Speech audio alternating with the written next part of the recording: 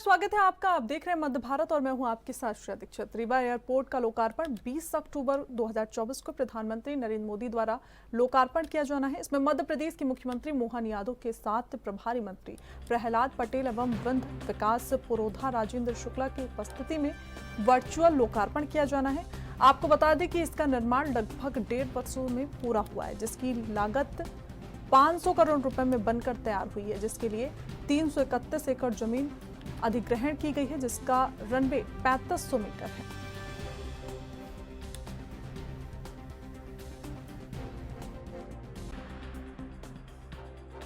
रीवा स्थित चौराटा एयरपोर्ट पर उपस्थित है, जिसका कल 20 अक्टूबर 2024 को माननीय प्रधानमंत्री नरेंद्र मोदी द्वारा लोकार्पण किया जाना है। इसमें मध्य प्रदेश के मुख्यमंत्री मोहन यादव जी के साथ प्रभारी मंत्री प्रहलाद पटेल जी एवं वन विकास पुरोधा राजेंद्र शुक्ला जी की उपस्थिति रहेगी। वर्चुअल लोकार्पण किया जाना है। आपको बता दें कि इसका निर्माण लगभग 1.5 सालों में बनकर तैयार हुआ है, जिसकी लागत लगभग 500 करोड़ रुपए है। आइए यहाँ की पूरा वीडियो हम दिखाते हैं किस तरह तैयारियाँ यहाँ की व्यवस्था प्रशासन द्वारा की जा रही हैं। कैमरामैन राहुल के साथ जितेंद्र तिवारी, रीवा। छत्तीसगढ़ के डिप्टी सीएम विजय शर्मा का कहना है कि आई हब छत्तीसगढ़ का निर्माण आई हब गुजरात की तर्ज पर किया जा रहा है। आई हब छत्तीसगढ़ ने इनोवेशन को बढ़ावा देने के लिए आई हब गुजरात के साथ MOU साइन किया है। ये एक ऐसा मंच साबित होगा जो राज्य के युवाओं के विचारों को सुनेगा और अगर विचार योग्य लगता है तो उसे मंजूरी दी जाएगी और व्यक्ति को ऋण या डोनेशन मुहैया कराया जाएगा और सभी सुविधाएं भी दी जाएंगी। नवंबर में इंजीनियरिंग कॉलेज रायपुर में इसका शुभारंभ किया जाएगा।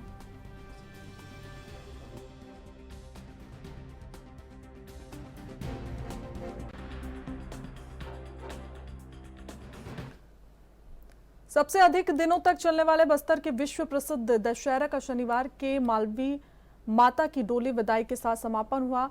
आपको बता दें कि बस्तर का दशहरा 75 दिनों तक चलता है, लेकिन इस वर्ष बस्तर दशहरा का महापर्व 77 दिनों तक मनाया जाएगा। शनिवार को राजवाड़ा परिसर स्थित मां दंतेश्वरी मंदिर में मालवी माता की डोली और दंतेश्वरी माता के छात्र की विदाई परंपरागत तरीके से पूजा पाठ के साथ की जाएगी।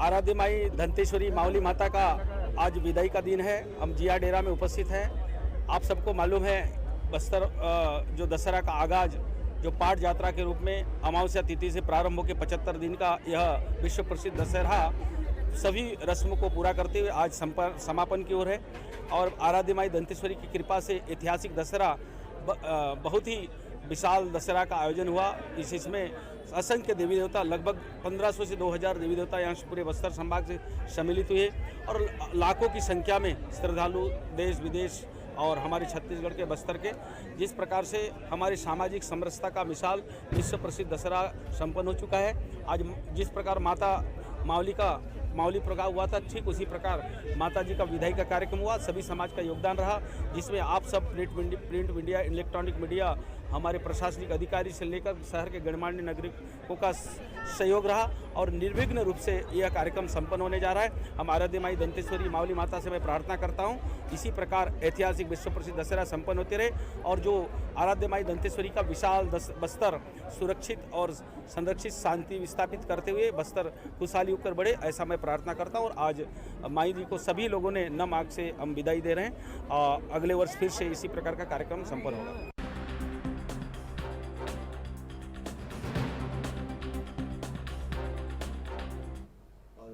राजधानी भोपाल में 2 दिवसीय कार्यक्रम मीनिंग कन्वेल का समापन समारोह हुआ। इस दौरान मुख्यमंत्री डॉक्टर मोहन यादव ने शुक्रवार को कहा कि जिसे भारत का हृदय कहा जाता है, देश की खनिज संपदा में एक महत्वपूर्ण स्थान रखता है। हमारा राज्य देश का एकमात्र हीरा उत्पादक राज्य है और विभिन्न खनिजों में महत्वपूर्ण स्थान रखता है।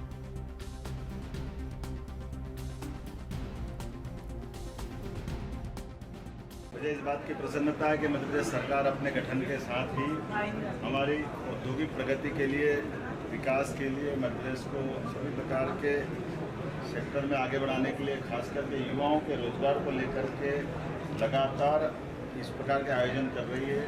आज दोपहर में मैं भारत सरकार के यशस्वी मंत्री श्रीमान JP नड्डा जी के साथ मुंबई में पेट्रोकेमिकल और फार्मा सेक्टर को लेकर के वहाँ बड़े इवेंट कार्यक्रम में शामिल हुआ इनके द्वारा आयोजित कार्यक्रम में, जिसमें मध्य प्रदेश की बड़ी संभावनाओं को लेकर हमने वहाँ भी सारे निवेशकों से बात की। आज सायंकाल 2 दिन चलने वाली इंडस्ट्री कॉन्क्लेव माइनिंग कॉन्क्लेव में मैं शामिल हुआ हूँ। हर महीने हम संभाग स्तर पर एक रीजनल कॉन्क्लेव भी करते जा रहे हैं और अभी तक के जो मैंने प्रस्ताव के आंकड़े बताए, लगभग 2,45,000 करोड़ से ज़्यादा का निवेश के प्रस्ताव हमको मिले हैं, जिस पर हम काम कर रहे हैं। ये युवाओं के लिए खासकर सभी प्रकार की बेरोजगारी को दूर करते हुए युवा, गरीब, महिला, यशस्वी प्रधानमंत्री के जो 4 पिलर्स हैं, चारों सेक्टर में बड़ा काम करेंगे। हार्टिकल्चर के माध्यम से एग्रीकल्चर सेक्टर में भी हम इसी प्रकार की बड़ी संभावना देख रहे हैं। मैं उम्मीद करता हूँ आज की जो हमारी माइनिंग कॉन्क्लेव का 2 दिन का समापन हुआ, अलग अलग प्रकार के काम करने वाले लोगों के लिए एक प्लेटफॉर्म पे एक साथ बात करने का जो विश्वास भी होता है और अच्छा भी लगता है। जहाँ सर्वे करने वाले भी है तो मशीनों के उत्पादन करने वाले भी मध्य प्रदेश के अंदर के भी हैं, तो विश्व के अच्छी से अच्छी बड़ी से बड़ी मशीन ला करके वो जो इंडस्ट्री खास करके माइनिंग इंडस्ट्री में जिनका उपयोग होता है वो सारी मशीनें भी हमको दिखाई दे रही हैं। आज एक का तो इलेक्ट्रिक व्हीकल का मैंने लोकार्पण किया। आमतौर पर डीजल और पेट्रोल से ही चलते थे, लेकिन इलेक्ट्रिक व्हीकल के भी बड़े बड़े इस प्रकार के संसाधन बन गए, ये आश्चर्य भी है। और हमारे यहाँ से विश्व में जाएंगे और कितने कितने टन के कितने बड़े बड़े डोजर और ये लोडर मिल रहे हैं। ये वाकई एक नया बदलते समय का यशस्वी प्रधानमंत्री के समय का ये दौर चल रहा है, जिसमें सभी संभावना है। ऐसे में पहले हमने अगस्त के माह में टूरिज्म वाले सेक्टर के लोगों को बुला करके इसी प्रकार की कॉन्क्लेव की थी। ये क्रम लगातार जारी रहेगा। मेरी अपनी ओर से आप सबको पुनः बधाई। और 23 तारीख को हम एक रीजनल कॉन्क्लेव रीवा में करने वाले हैं। 20 तारीख को जाकर के पहले मैं रीवा संभाग के वर्तमान में उद्योग के संचालन करने वाले लोगों से मिलकर के उनकी वहाँ वीडियो कॉन्फ्रेंसिंग से मीटिंग लूँगा। और इसी क्रम में हम काम कर रहे हैं कि जो पहले प्रदेश के अंदर ऑलरेडी उद्योग चला रहे हैं उनको भी मदद दे करके खड़ा करना है। वो 1 से 2 उद्योग लगाए और उद्योग का क्रम भी लघु उद्योग हो सकता है, मध्यम श्रेणी का हो सकता है, हेवी इंडस्ट्री हो सकती है, या कुटीर उद्योग या ग्रामोद्योग हो सकता है। सभी प्रकार के रोजगार परक उद्योगों के माध्यम से हमारी आर्थिक समृद्धता सरकार की बने और लोगों को रोजगार प्राप्त हो। जीएसटी में वृद्धि के साथ हम सबकी बेहतरी के लिए पर्याप्त अपनी भूमिका बनाएं। मेरी अपनी ओर से पुनः आप सबको इस नए आयोजन के अच्छे आयोजन की बधाई। मुख्यमंत्री श्री मोहन यादव ने माइनिंग कॉन्क्लेव के समापन में अपने कई गहन मुद्दों पर अपनी राय रखी और इसके फ़ायदे ही फ़ायदे बताए।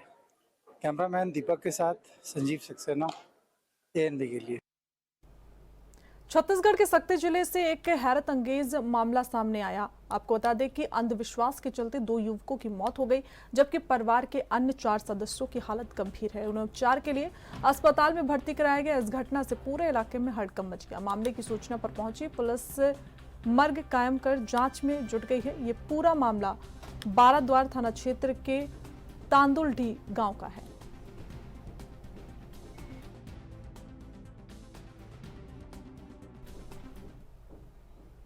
छत्तीसगढ़ के आदिवासी बाहुल सरगुजा जिले की बहुप्रतीक्षित मांगों में एक अंबिकापुर को एयर कनेक्टिविटी से जोड़ने की मांग अब पूरी होती नजर आ रही है। आगामी 20 अक्टूबर को देश के प्रधानमंत्री नरेंद्र मोदी और उड्डयन मंत्री राममोहन नायडू ने वर्चुअल माध्यम से अंबिकापुर के मां महामाया एयरपोर्ट का उद्घाटन किया। फिलहाल अब लोगों को 20 अक्टूबर के दिन का इंतजार है, लेकिन उद्घाटन के बाद रेगुलर हवाई सेवा कब शुरू होगी ये अभी तक तय नहीं हो पाया है।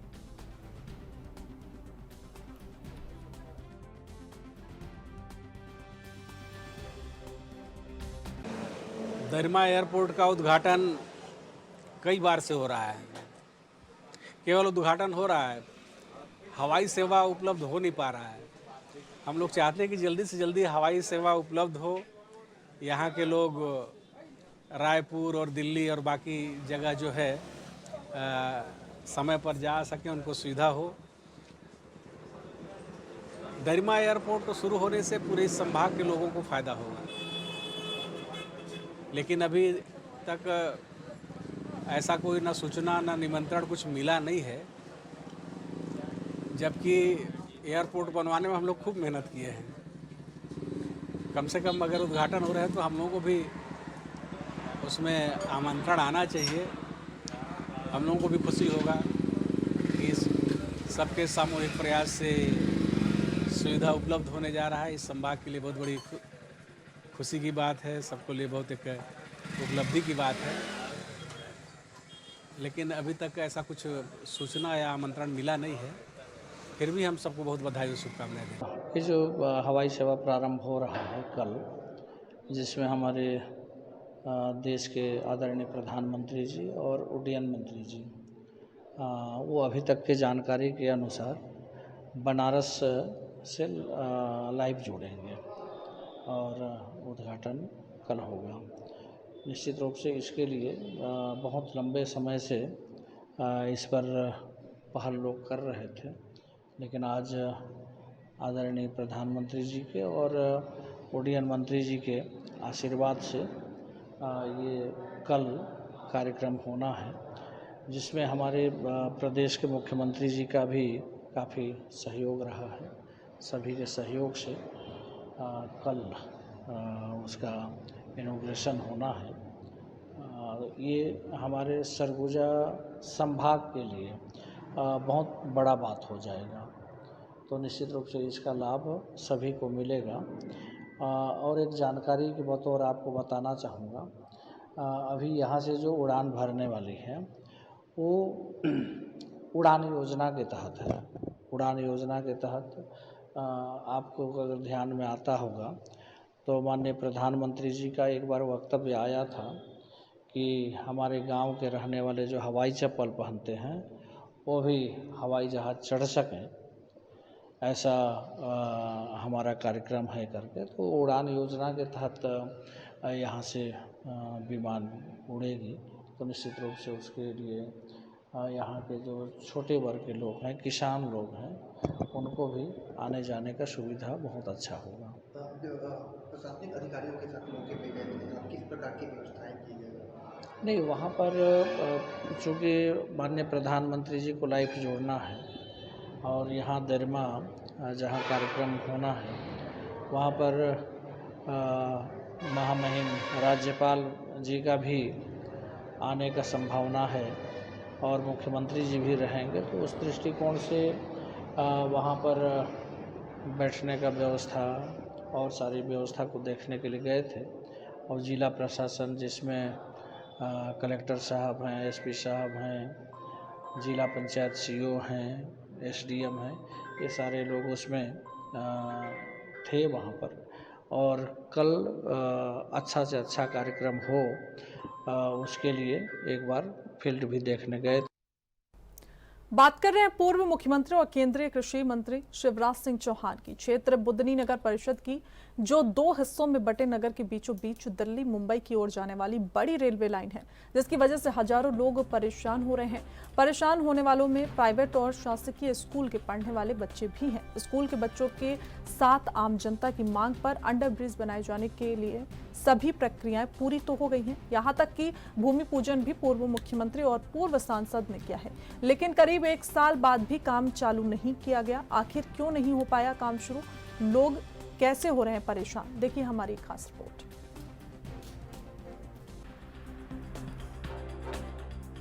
जी, बच्चे आते हैं माना से हमारे यहाँ और लाइन पार करके काफ़ी बच्चे आते हैं। तो वहाँ पे सुना है कि अंडरग्राउंड एक पुलिया बनना है, तो उससे कुछ फ़ायदा होगा क्या? हाँ, वो बन जाएगा तो बहुत लाभ हो जाएगा हमारे बच्चों को उससे, ताकि सुरक्षा की दृष्टि से भी सही हो जाएगा ना उनके लिए। लाइन पार करके आते हैं, आपको कोई जानकारी है? जी शर्मा जी, मुझे जानकारी है। माना बहुत बड़ी बसीगत है, वहाँ के बच्चे कन्या हायर सेकेंडरी के अलावा और भी प्राइवेट स्कूल में भी आते हैं। उन्हें आने जाने में साइकिल से भी आते हैं, काफ़ी असुविधा होती है क्योंकि रेलवे लाइन क्रॉस करनी पड़ती है। और मेरा ऐसा मानना है कि आप प्रयास करें, पहल करें और अंडर ब्रिज भी बन जाता है तो बहुत बड़े क्षेत्र के लोगों के लिए, बच्चों के लिए बड़ा सुविधाजनक कार्य होगा। इसमें आपकी पहल करना जी। हमारे बुदनी का चूँकि विकास काफ़ी हो चुका है विगत 2005 या 2010 के बाद से, तो माना क्षेत्र में 3 वार्ड आते हैं, जिसमें 11, 12, 13 आते हैं। तो काफ़ी बच्चे हमारे इस क्षेत्र में रेलवे लाइन के इस पार जो है 4 या 5 स्कूल है, काफ़ी बच्चे यहाँ आते हैं। उनको इस रेलवे लाइन और रोडवेज के रोड के कारण से काफ़ी असुविधाएं होती है। अगर ये अंडरब्रिज हो जाए तो बच्चों के लिए काफ़ी कुछ सुविधाएं हो सकती है। मैं चाहूँगा कि प्रशासन इसकी व्यवस्था जल्दी से जल्दी कराने की कोशिश करे। नहीं, इससे लोग बाग बहुत परेशान है, काफ़ी परेशानियों का सामना करना पड़ता है। 50 बार भूमि पूजन होगा, इसका अभी तक कोई जानकारी नहीं है। हमेशा होता है, साल 2 साल में काम हो। बाजार जाने वाले बीमार दुखी सभी लोगों की बहुत परेशानी होती है निकलने में, बच्चों की स्कूल जाने में दिक्कत का सामना करना पड़ता है। सारे काम इसी साइड है, हॉस्पिटल, बाजार, थाना सभी इसी तरफ है। इस बच्चों के स्कूल तो अब क्या चाहते हैं? अंडरग्राउंड रास्ता चाहिए सर। सरकार से आपने मांग करी पहले? 50 बार सर भूमि पूजन, 50 बार एप्लीकेशन मुख्यमंत्री को दे दी, सभी लोगों को दे चुके। लाहौर थाना प्रभारी रविंद्र शर्मा ने थाना परिसर में दवाओं को नशे के रूप में उपयोग करने वालों पर अंकुश लगाने हेतु मेडिकल संचालकों की मीटिंग ली। थाना प्रभारी रविंद्र शर्मा ने एच कैटेगरी की दवाएं बिना डॉक्टर के पर्चे के नहीं दिए जाने हेतु मेडिकल संचालकों को हिदायत भी दी।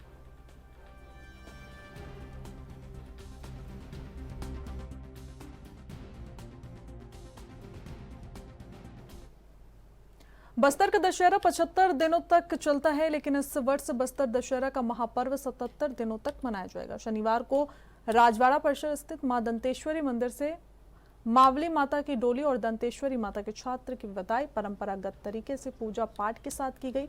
इस दौरान पुलिस जवानों ने माता की डोली के समक्ष हर्ष फायरिंग की। राजवाड़ा से बस्तर राज परिवार के प्रमुख सदस्यों ने माता की डोली अपने कंधे में लेकर जिया डेरा तक पहुंचे। इस दौरान जगह जगह विभिन्न समाजों द्वारा माता की डोली की विदाई पर फूल बरसाया गया। विदाई समारोह को देखने बड़ी संख्या में भक्त सड़कों पर नजर आए।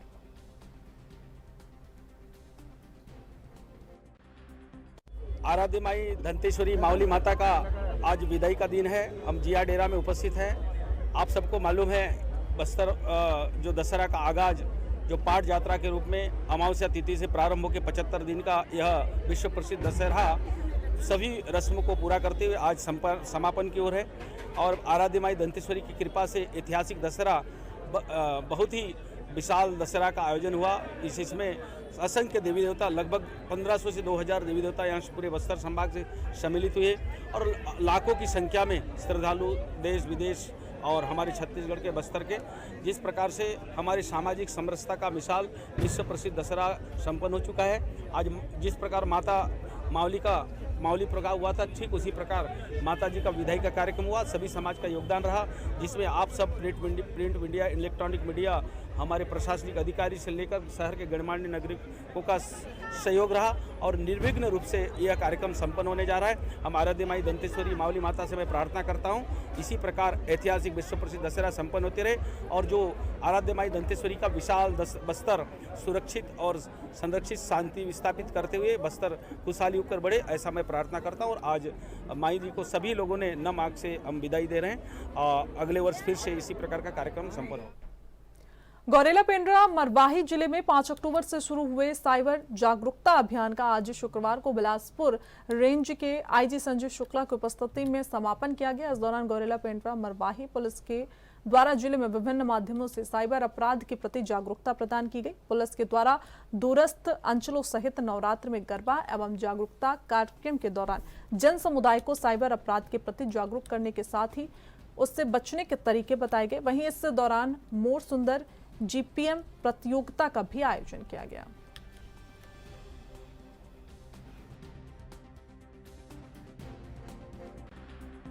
पुलिस मुख्यालय का निर्देश था कि प्रदेश स्तर पर साइबर जागरूकता का कार्यक्रम चलाया जाए। इस समय पुलिस के लिए सबसे बड़ी चुनौती जो है वो साइबर अपराध है और सभी जिलों ने इस पे अपना अपना काम किया। लेकिन यदि मैं गौरेला पेंड्रा को देखूं तो इस जिले ने इस पे बहुत उत्साह से और बहुत बड़े पब्लिक पार्टिसिपेशन को साथ में लेके और बड़े प्रोफेशनल तरीके से और संस्थागत तरीके से इस अभियान को चलाया। लगभग जो आंकड़े इन्होंने मुझे दिखाए कि 67,000 आम नागरिक किसी न किसी रूप में इस कार्यक्रम के साथ जुड़े और समाज का सभी वर्ग, चाहे वो दशहरे का ग्राउंड हो, चाहे वो स्पोर्ट्स के ग्राउंड हो, चाहे वो बच्चों के स्कूल कॉलेज हों, चाहे गांव की पंचायत हो, सभी जगह में गौरेला पुलिस पहुंचकर लोगों को इसके लिए अवेयर करी और निश्चित रूप से ये अवेयरनेस का जो परिणाम है वो अगले 3-4 महीने में दिखेगा। साइबर अपराध में कम से कम गौरेला पेंड्रा में अप्रत्याशित कमी आएगी, ऐसा मुझे अपेक्षा है। साइबर अपराधी जिस तरह से नए नए ट्रिक निकाल लिए हैं अपराध करने के, पैसों के फ्रॉड हो रहे हैं या अलग अलग जो फ्रॉड हो रहे हैं, कितनी बड़ी चुनौती पेश कर रहे हैं पुलिस प्रशासन के सामने। मैंने पहले ही बताया कि पुलिस के लिए ये एक बहुत बड़ी चुनौती है, और न सिर्फ पुलिस के लिए, अपराधियों से बचना। लेकिन ये कितना भी प्रयास कर लें, कुछ फंडामेंटल 4-5 चीज़ें हैं। जैसे नंबर 1 कि अपने अकाउंट्स को लॉक करके रखना है, पब्लिक नहीं रखना है। अपने अकाउंट में अपने पर्सनल डिटेल्स नहीं देना है। अपना OTP किसी से शेयर नहीं करना है। अपने फ़ोन पर आने वाले कोई भी अननोन लिंक को क्लिक नहीं करना है। किसी अनजान आदमी की फ्रेंड रिक्वेस्ट को स्वीकार नहीं करना है। किसी अनजान आदमी के साथ वीडियो कॉलिंग में नहीं जाना है। ऐसी मुश्किल से डोंट्स की 10 या 12 चीज़ों की लिस्ट है। ये 10-12 चीज़ों की लिस्ट को यदि आदमी गांठ मान ले और उसको लेके अवेयर हो जाए, तो वो कोई साइबर का बड़े से बड़ा अपराधी भी साइबर अपराध नहीं कर सकता। आदमी फंसता 3 चीज़ों में है। एक तो लालच, कि वो लालच में जल्दी पैसा डबल हो जाएगा, ज़्यादा पैसा मिलेगा इस पर।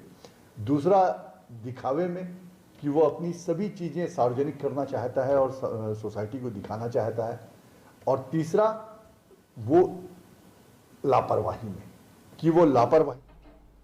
मध्य प्रदेश के मैहर की रहने वाली एक 22 साल की मेडिकल छात्रा की रूस में एक सड़क हादसे में मौत हो गई। 1.5 हफ्ते पूर्व हुई मौत के बाद परिजन ने सरकार से सृष्टि का शव अपने देश में वापस लाने की गुहार लगाई। केंद्र और प्रदेश सरकार की मदद से आज शव विशेष विमान से सतना पहुंचा। इसके बाद एम्बुलेंस से मैहर जा रहे आज सृष्टि के शव का अंतिम संस्कार किया जाएगा। इस घटना के एक दिन बाद शनिवार को उसके चाचा की भी मौत हो गई। आपको बता दें कि सृष्टि रसिया में MBBS की फाइनल वर्ष पढ़ाई कर रही थी।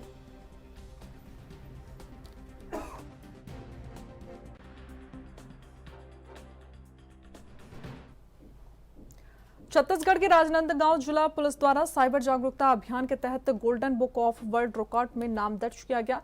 इसका मूल कारण एक ही समय पर सबसे ज्यादा 168 जगहों पर एक साथ साइबर और नशे के खिलाफ जागरूकता का अभियान चलाया गया है।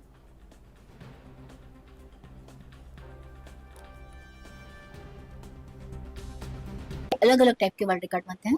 जैसे एक इंडिविजुअल वर्ल्ड रिकॉर्ड बनता है। अगर आपको ऐसा लगता है कि आप में कुछ ऐसी योग्यता है जो रिकॉर्ड बन सकता है, तो उसको इंडिविजुअल वर्ल्ड रिकॉर्ड कहते हैं। सेकंड रहता है संस्था। अगर कोई संस्था इस तरह का वर्क करती है जो रिकॉर्ड होने के लायक रहती है, तो वो संस्था का रिकॉर्ड रहता है। कारपोरेट यानी बड़ी बड़ी कंपनियां कुछ अच्छा वर्क करती है तो कारपोरेट का रिकॉर्ड बनता है। और कुछ वर्क गवर्नमेंट, जैसे आज अपने SP सर ने बनाया, कलेक्टर सर जी बनाते हैं, माननीय मंत्री जी लोग बनाते हैं, तो वो गवर्नमेंट का रिकॉर्ड रहता है। तो इस तरह के रिकॉर्ड हमारे गवर्नमेंट रिकॉर्ड में आते हैं। लेकिन वर्क कितना ज़बरदस्त रहना चाहिए कि ऐसा वर्क कभी वर्ल्ड में ना हुआ हो, या फिर अगर कुछ ऐसा वर्क हो चुका है तो अगर वो वर्क को ब्रेक किया गया हो, तो इस तरह का वर्क हम अपने गोल्डन बुक। साइबर क्राइम के विरुद्ध और नशा के विरुद्ध एक अवेयरनेस कैंपेन चलाया गया है। आज एक ही समय में 168 लोकेशंस में, 168 लोकेशंस में अलग अलग स्कूल, कॉलेज, विद्यालयों में अधिकारियों के द्वारा, पुलिस के अधिकारियों के द्वारा, प्रशासन के अधिकारियों द्वारा साइबर क्राइम के विरुद्ध साइबर अवेयरनेस का एक कैंपेन चलाया गया।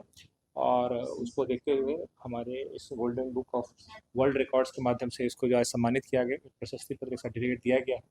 और निश्चित रूप से एक बहुत बड़ी उपलब्धि है साइबर अवेयरनेस के लिए। मैं राजनांदगांव पुलिस अधीक्षक श्री मोहित गर्ग एवं उनकी पूरी पुलिस टीम को बहुत बधाई देता हूँ इस प्रकार का एक आयोजन रखवाने के लिए और इस golden book of world records में नाम दर्ज करने के लिए।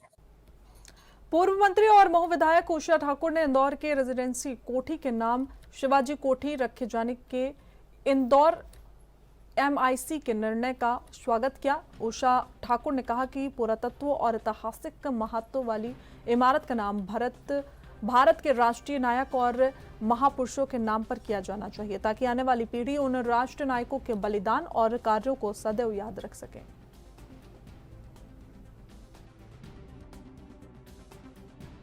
जो अंग्रेजी शासनकाल का रेजिडेंसी, उसका नाम बदल के छत्रपति शिवाजी किया जा रहा है, लेकिन कांग्रेस के लिए महाराष्ट्र में चुनाव इसलिए किया जा रहा है।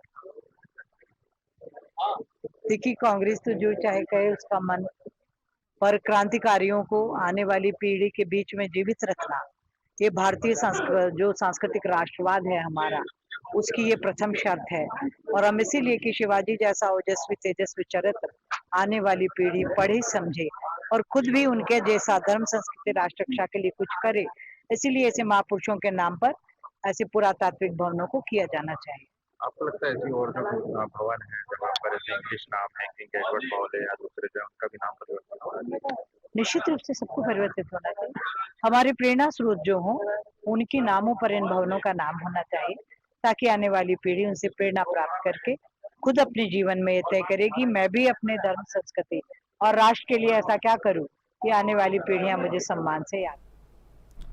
नारायणपुर में माओवादियों ने आईईडी ब्लास्ट कर जवानों को नुकसान पहुंचाने की कोशिश की। नक्सलियों के इस कायराना करतूत से 4 जवान घायल हो गए। घायलों को मौके से एयरलिफ्ट करने की तैयारी की जा रही है। मिली जानकारी के अनुसार नक्सलियों ने अबूझमाड़ इलाके के मोहंदी के जंगलों में आईईडी ब्लास्ट किया। दरअसल माओवादियों की मौजूदगी की सूचना पर जवान सर्चिंग पर निकले थे।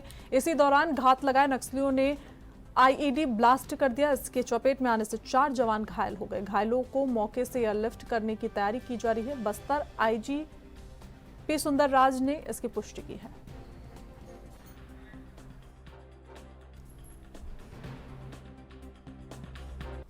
फिलहाल बुलेटिन में बस इतना ही। देखते रहिए एएनपी न्यूज़।